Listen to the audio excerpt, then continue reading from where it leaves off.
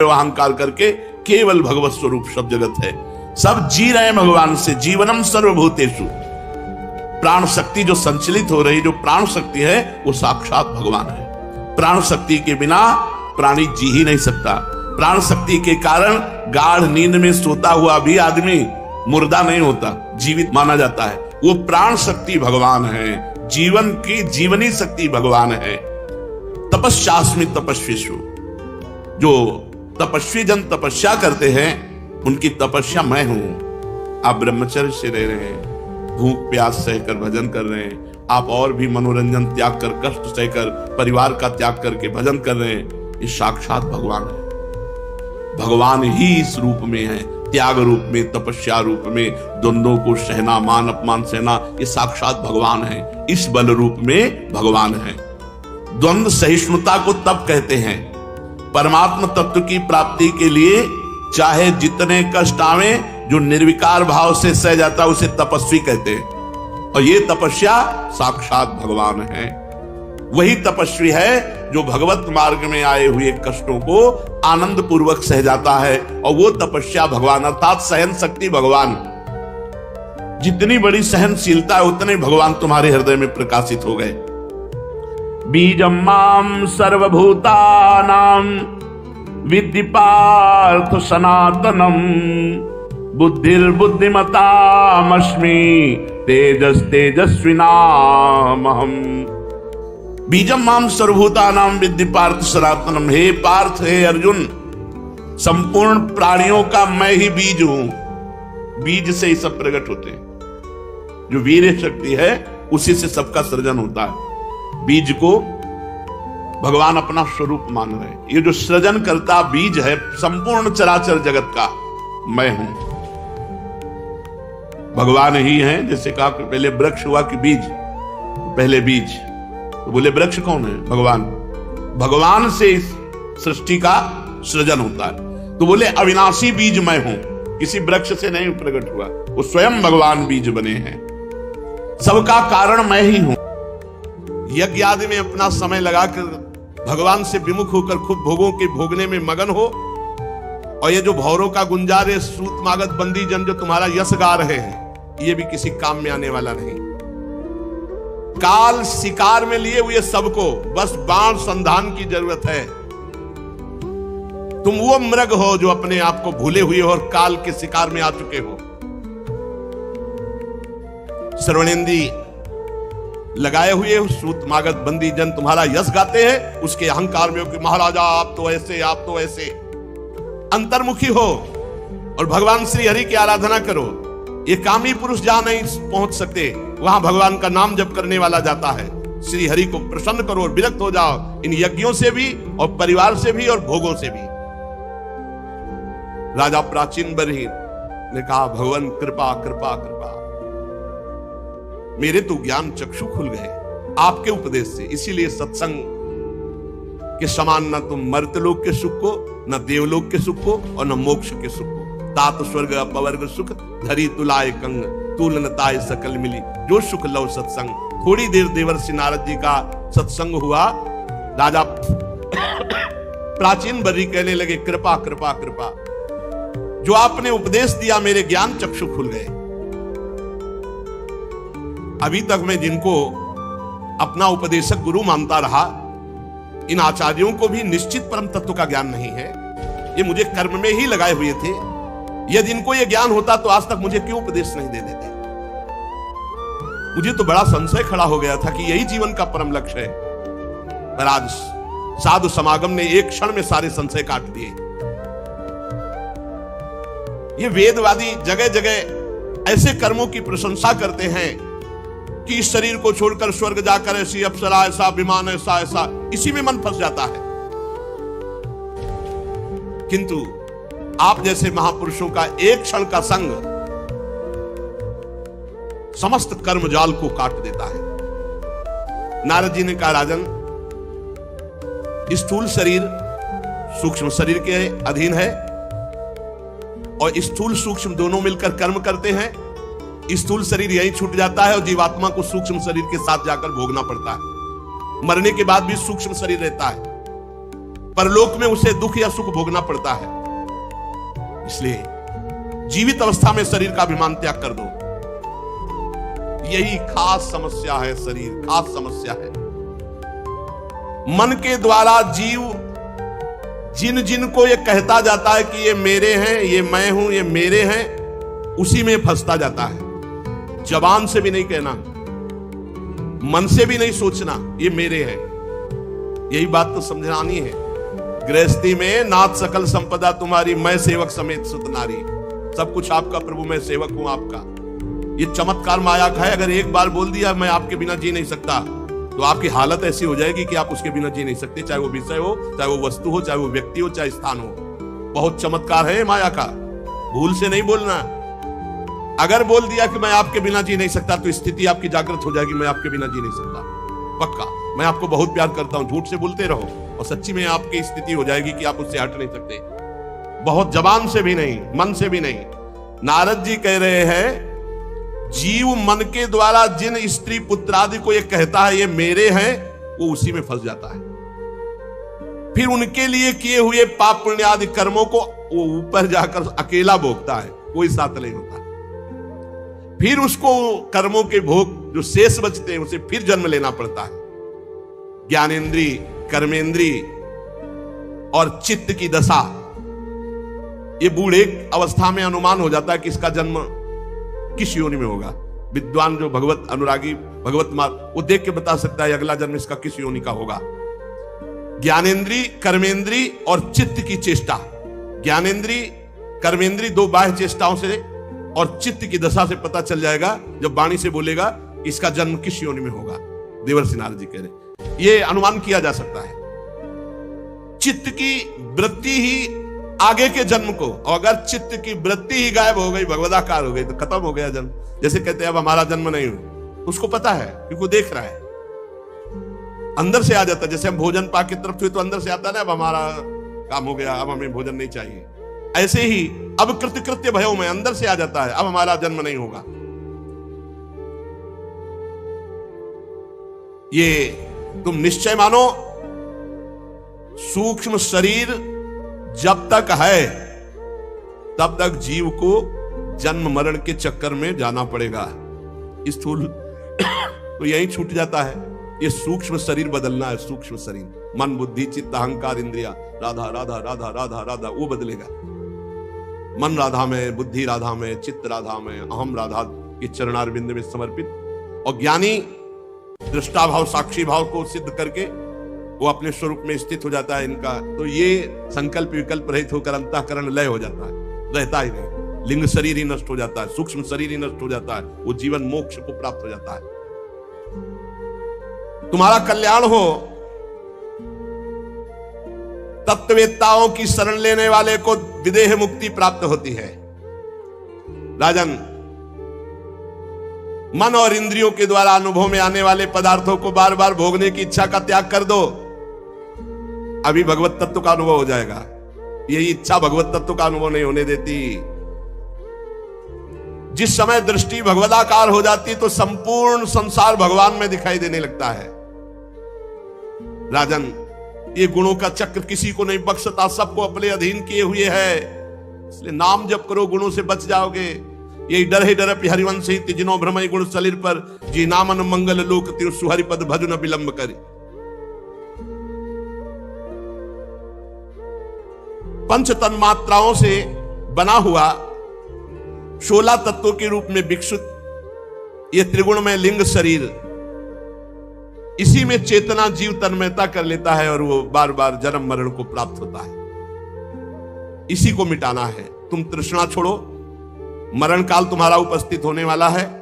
बड़ी कृपा है जो सूचना मिल जाए। दूसरा शरीर प्राप्त करने की इच्छा मत करो। इस शरीर का अभिमान छोड़ो कि मैं राजा हूं, और अपने लिंग शरीर को भजन के द्वारा भस्म कर दो, तो ये तुम्हारा आखिरी जन्म हो जाएगा। और जब जीव भोगों का चिंतन करके मरता है तो फिर अविद्यावश वो नया जन्म ग्रहण करता है। भगवत चिंतन, भोग चिंतन हटे।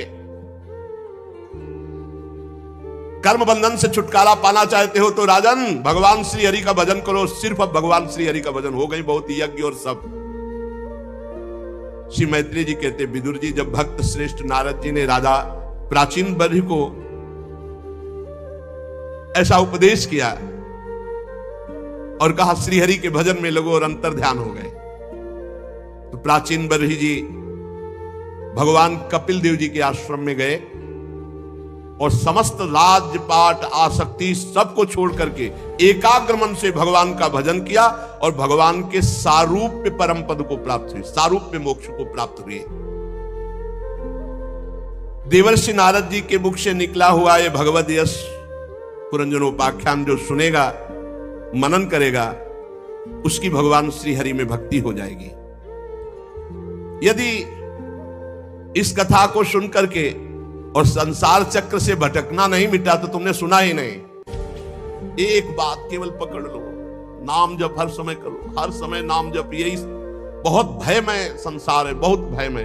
हमारी प्रार्थना मान लीजिए जितना समय है इधर उधर छोटे मोटे कार्यों में मत, जो गृहस्थी के कार्य कर रहे हो भगवद अर्पित करो, नाम जप, नाम जप। देवर्षि नारद जी ने क्या बताया, इतने बड़े याज्ञिक प्राचीन बर्हि जी, इतने बड़े याज्ञिक कि पूरे भारत भूमि में कोई इतनी जगह नहीं रह गई थी जहां यज्ञ ना हो। ऐसे कुशा तभी बरहसत इनका नाम पड़ा। नाम जप करो, ये जीवन का सार। उठते बैठते चलते फिरते खाते पीते सोते जागते नाम जप, और ये जरूर निश्चय कर लो कि मुझे भगवत प्राप्ति करनी है। इस निश्चय में बहुत बड़ी पवित्रता है। भगवत प्राप्ति करनी है, ये संकल्प करोगे, निश्चय करोगे, इसी में बहुत बड़ी पवित्रता है। ये आपको बहुत पावर देगी, बहुत सामर्थ्य देगी। प्राचीन बर्हि जी ने कपिल आश्रम में अपने शरीर को भगवत चिंतन करते हुए छोड़ा तो सारूप्य मोक्ष को प्राप्त हुए। इधर इनके पुत्र जो प्रचेतागण हैं, भगवान रुद्र ने जो उपदेश किया था, तो समुद्र में खड़े होकर के वो भगवान रुद्र के द्वारा दिए गए स्तोत्र का 10,000 वर्ष तक जप किया। इसीलिए कलयुग की जय हो। अपनी तो आयु ही 100 वर्ष है। 10,000 वर्ष तक जब तपस्या किया तो भगवान प्रसन्न हो गए और आए। गरुण जी के कंधे पर बैठे हुए श्री भगवान मानो सुमेरु के शिखर पर श्याम घटा छाई हो। सुमेरु जैसी कांति गरुण जी की और श्याम घटा कांति भगवान श्री हरि की। मनोहर पीतांबर, कंठ में कौस्तुभ मणि, अपनी दिव्य प्रभा से सब दिशाओं के अंधकार को दूर कर रहे थे। बहुत ही तेजोमय आभूषण भगवान धारण किए हुए थे। मनोहर मुखमंडल की अपूर्व शोभा थी। मस्तक पर झिलमिलाता हुआ मुकुट शोभायमान, और भगवान के जो देवता मुनि पार्षद गण वो सब हाथ जोड़े खड़े। गरुण जी के पंखों से साममय ध्वनि हो रही थी, सामवेद की। अजान बाहु, लंबी भुजाएं, वनमाला श्री चरणों तक। इस प्रकार प्रचेता गणों ने दर्शन के सामने गरुण पर विराजमान भगवान श्री हरि के। श्री भगवान ने प्रचेता गणों से कहा, राजपुत्रो तुम्हारा कल्याण हो। तुम सब में परस्पर बड़ा प्रेम है, प्रेमवश तुम एक ही धर्म का पालन कर रहे हो। तुम्हारे इस भ्रातृ प्रेम को देखकर मैं बहुत प्रसन्न हूं। दसों एक ही कार्य, और तुमने 10,000 वर्ष तक दसों ने मिलकर के भगवान रुद्र के द्वारा उपदिष्ट स्तोत्र का जप किया। मैं बहुत प्रसन्न हूं। वरदान मांगो। जो पुरुष सायंकाल के समय प्रतिदिन तुम्हारा स्मरण करेगा, मैं उस पर बहुत जल्दी प्रसन्न हो जाऊंगा। जो लोग प्रातः काल और सायंकाल रुद्र गीत का गायन करेंगे, मैं उनका अभीष्ट वरदान उनको प्रदान करूंगा। तुम्हारी कीर्ति संपूर्ण विश्व में फैल जाएगी। तुम्हारे एक बड़ा ही विख्यात पुत्र होगा जो ब्रह्मा जी से किसी भी तरह कम नहीं होगा और अपनी संतानों से तीनों लोकों को पूर्ण कर देगा। राजकुमारों, कंडु ऋषि के तपोनाश के लिए इंद्र की भेजी हुई परमलोचा अप्सरा से एक कमल नयनी कन्या उत्पन्न हुई थी। अप्सरा उसे छोड़कर स्वर्गलोक को चली गई थी, तो वृक्ष के सानिध्य में उस कन्या का पालन पोषण समस्त वृक्षों ने किया। जब वो भूख से व्याकुल होकर रोने लगी तो औषधियों के राजा चंद्रमा ने अमृत वर्षणी तर्जनी अंगुली से उसका पोषण किया है। तुम्हारे पिता मेरे को प्राप्त हो गए हैं, भगवान ने बताया, क्योंकि ये तो यहां 10,000 वर्ष से तपस्या कर रहे हैं और प्राचीन बर्री जी नारद जी के उपदेश से भगवान को तुम्हें जो आज्ञा की थी संतान उत्पन्न करने की, अब तुम जाओ उस लड़की से ब्याह करो जो प्रमलोचा अप्सरा की कन्या, जिसे चंद्रमा ने अमृत पान करा के जीवित रखा और वृक्षों ने पालन पोषण किया। तुम सब एक स्वभाव के हो, एक धर्म का पालन करने में रुचि रहते हो, इसलिए तुम 10 उसी के साथ ब्याह करो। तुम्हारा कभी आपस में द्वेष नहीं होगा, झगड़ा नहीं होगा, मेरी कृपा से तुम्हारी बुद्धि शुद्ध रहेगी। और तुम 10 लाख दिव्य वर्षों तक जवान और बलवान रहकर दिव्य भोगों को भोगोगे। यह है भगवान के भजन का प्रताप। इस लोक में भी सुख और परलोक में। इस लोक में कितने? 10 लाख दिव्य वर्ष तक जवान और बलवान रहकर दिव्य भोगों को भोगोगे और अंत में अविचल भक्ति के प्रभाव से लोक परलोक की वासना का नाश होकर तुम मेरे परम धाम को आओगे। ये भजन का अंत में भगवान के धाम में निरंतर वास और जीते जी 10 लाख दिव्य वर्ष तक जवान रहकर दिव्य भोगों को भोगना। जो लोग अपना जीवन मेरे को अर्पित कर देते हैं, जिनका सारा समय मेरी कथा वार्ता चिंतन नाम जप में जाता है, वो चाहे गृहस्थ हो चाहे विरक्त, उनको कोई भी बंधन बांध नहीं सकता, वो मेरे को प्राप्त होंगे। फिर ध्यान से सुन लो, जिन लोगों ने अपने जीवन को मेरे को अर्पित कर दिया है, जो नित्य प्रति मेरी कथा वार्ता में मेरे नाम जप में है, वो चाहे गृहस्थ हो चाहे विरक्त हो, उनको कोई बंधन नहीं बांध सकता, वो मेरे को प्राप्त होंगे। जो मेरे संतों से प्रेम करता है, उसे मेरी लीला कथा सुनने को मिलती ही है, और जो मेरी लीला कथा सुनता है उसे कभी शोक मोह नहीं होता, नया ज्ञान उत्पन्न हो, रोज नया भगवत प्राप्ति का उत्साह।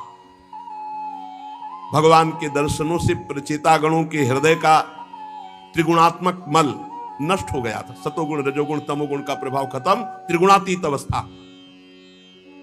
वो हाथ जोड़कर दसो श्री हरि से इस प्रकार बोले, नमो नमः क्लेश विनाशनाय निरूपितो दार गुणाभ्ययाय मनोवचो वेग पुरो जवाय सर्वाक्ष मार्गैरगता ध्वने नमः शुद्धाय शांताय नमः स्वनिष्ठया मनस्य पार्थम विलसद्वयाय नमो जगत स्थानलयोदयेषु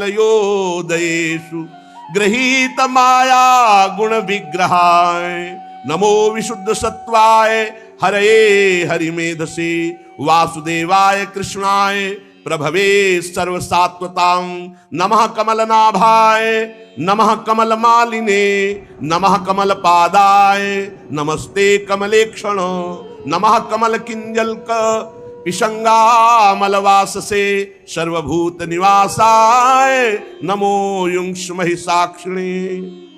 प्रचितागण ने कहा, हे भगवान, जो आपकी शरण ले लेता है उसके सारे क्लेश आप दूर कर देते हो, हम आपको नमस्कार करते हैं। प्रभु, वेद शास्त्र आपके उदार गुण और नामों का निरूपण करते हैं। आपका वेग मन और वाणी के वेग से भी बढ़कर है। आपका स्वरूप सभी इंद्रियों की गति से परे है। हे हरि, हम आपको बार बार नमस्कार करते हैं। आप अपने स्वरूप में स्थित रहने के कारण नित्य शुद्ध और शांत हैं। मन रूप निमित्त के कारण हमें आपसे ये मिथ्या द्वैत भास रहा है। अगर ये मन रूप लय हो जाए तो द्वैत खत्म हो जाए। वास्तव में जगत की उत्पत्ति स्थिति लय के लिए आप माया के गुणों को स्वीकार करके ब्रह्मा विष्णु महादेव रूप धारण करते हैं। हम आपको नमस्कार करते हैं। आप विशुद्ध सत्व स्वरूप है, आपको नमस्कार करते हैं। आपका जिसको ज्ञान हो गया वो संसार बंधन से मुक्त हो गया। हे महाभागवतों के प्राण प्रिय वसुदेव नंदन भगवान श्री कृष्ण, मैं आपको नमस्कार करता हूं। आपकी नाभि से ब्रह्मांड रूप कमल प्रकट हुआ। आप कंठ में कमल कुसुमों की माला धारण करते हैं। आपके चरण कमल के समान कोमल हैं और आपके नयन भी अरविंदाक्ष। इसलिए हे कमल नयन, हम आपको नमस्कार करते हैं। आप कमल कुसुम के केसर के समान स्वच्छ पीतांबर धारण किए हुए समस्त भूतों के आश्रय स्थान, सबके साक्षी हैं। हे भगवान, हम आपको नमस्कार करते हैं। प्रभु, हम पर बड़ी कृपा हुई कि आप प्रकट हो गए। अमंगलहारी मंगल भवन प्रभु, दीनों पर दया करना समर्थ पुरुषों की ऐसी कृपामयी वृत्ति होती है। और जो दीन जन एक बार आपको पुकार कर कह दे कि प्रभु मैं आपका, तो आप स्वीकार कर लेते कि ये हमारा है और आप उसका सतत स्मरण करते हैं। एक बार जो प्रभु से कोई कह दे कि हे प्रभु मैं आपका, तो प्रभु ये स्वीकार कर लेते हैं कि ये हमारा है और प्रभु उसका सतत स्मरण करते हैं। इसी से जो आज चर्चा की, आश्रित जनों का चित्त शांत और आनंद में रहता है। फिर हम रुक गए। सुनो फिर वही बात। प्रभु आपकी दीन जनों पर बड़ी कृपा है। आप समर्थ, आपको एक बार जो कह दे कि हे प्रभु मैं आपका, तो आप उसको ये स्वीकार कर लेते हैं कि ये हमारा है और इस प्रकार सतत उसका स्मरण करते हैं। इसीलिए आश्रित जन आनंदमय रहते हैं, उनका चित्त शांत रहता है। कोई चिंतन नहीं बनता कि हमारा कल्याण कैसे होगा, हमारा हो गया कल्याण, हम तो श्री जी के हैं। आप तो क्षुद्र से क्षुद्र प्राणियों के भी अंतःकरण में अंतर्यामी रूप से विराजमान है। फिर जो आपकी उपासना करते हैं, आप उनसे दूर कदापि नहीं। प्रभु हमारे पास है, हर समय है। बस नाम जप करो, अनुभव में आने लगेंगे। हे जगदीश्वर, आप मोक्ष मार्ग दिखाने वाले और स्वयं पुरुषार्थ स्वरूप है। पुरुषार्थ स्वरूप है। भगवान ही परमार्थ का पुरुषार्थ बनकर के साधक से साधना कराते हैं। ये जब अनुभव हो जाएगा तो अहंकार नहीं रहेगा। आप मोक्ष मार्ग दिखाने वाले हैं और आप ही परमार्थ रूप पुरुषार्थ कराने वाले हैं। आप ही परमार्थ स्वरूप है, आप ही पुरुषार्थ स्वरूप है। यही तो आनंद का विषय है। अब हम कर नहीं रहे, हमसे कराया जा रहा है। आप हम पर प्रसन्न होइए, और आप प्रसन्न हैं, इससे बड़ा हमें वरदान और कोई नहीं चाहिए। पर स्वामी की आज्ञा है कि वरदान मांगो, तो नाथ हम एक वर आपसे अवश्य मांगते हैं। आप प्रकृति आदि से परे हैं और आपकी विभूतियों का कोई अंत नहीं, इसलिए आपका एक नाम अनंत कहा जाता है।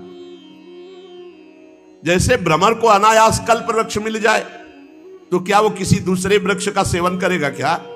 वैसे ही हमें आपकी चरण शरण मिल गई। अब हम क्या मांगे? हम तो यही मांगते हैं कि जब जब हमारा जन्म हो कर्म के अनुसार, तब तब आपके भगवत अनुराग में रंगे हुए जो प्रेमी संत जन, इनका संग मिले। प्रचितागण ने क्या मांगा? कहा कि वैसे प्रभु आपसे मांगना क्या, पर हम आपसे केवल यही मांगते हैं कि कर्मानुसार संसार में हमारा जब जब जन्म हो, तब तब आपके प्रेमी भक्तों का संग मुझे मिले। यावत्ते मायया स्पृष्टा भ्रमाम इहि कर्म भी, तावत भवत प्रसंगानाम संगास्यान्नो भवे भवे। तुलयाम लवेनापि न स्वर्गम न पुनर्भवम, भगवत संग संगस्य मर्त्यानाम किमुताशिषः। प्रभु, मेरा जब जब जन्म हो इस संसार में, तब तब भगवत भक्तों के बीच में हो, भगवत भक्तों का संग प्राप्त हो। हम तो भगवत भक्तों के क्षण भर के संग के सामने स्वर्ग और मोक्ष को भी कुछ नहीं समझते, फिर मानवीय भोगों की तो बात ही क्या। भगवत भक्तों के समाज में सर्वदा हे भगवान आपकी मधुर मधुर कथाएं होती रहती हैं, सिद्धांत की बातें होती रहती हैं, जिनके श्रवण मात्र से भोग तृष्णा शांत हो जाती है। प्राणियों में किसी भी प्रकार का बैर विरोध उद्वेग नहीं रह जाता जो रोज सत्संग सुनता है। अच्छे अच्छे कथा प्रसंगों द्वारा निष्काम भाव से सन्यासियों के एकमात्र आश्रय साक्षात श्री हरि, आपका बार बार गुणगान होता रहता है। आपके भक्तजन तीर्थों को पवित्र करने के उद्देश्य से विचरते हैं। देखो, तीर्थ भक्तों की आने की बाट जो होते हैं, भक्त तीर्थों में पवित्र होने के लिए नहीं जाते, तीर्थों को पवित्र करने के लिए। तेसाम विचरताम पदभ्याम तीर्थानाम पावनेच्छया भीतस्य किम न रोचेत तावका नाम समागमः वयम तु साक्षात् भगवन् भवस्य प्रियस्य सख्युः क्षण संगमेन सुधीश्चिकित्सस्य भवस्य मृत्युर् विषक्तमं त्वाद्य गतिम गताः स्म।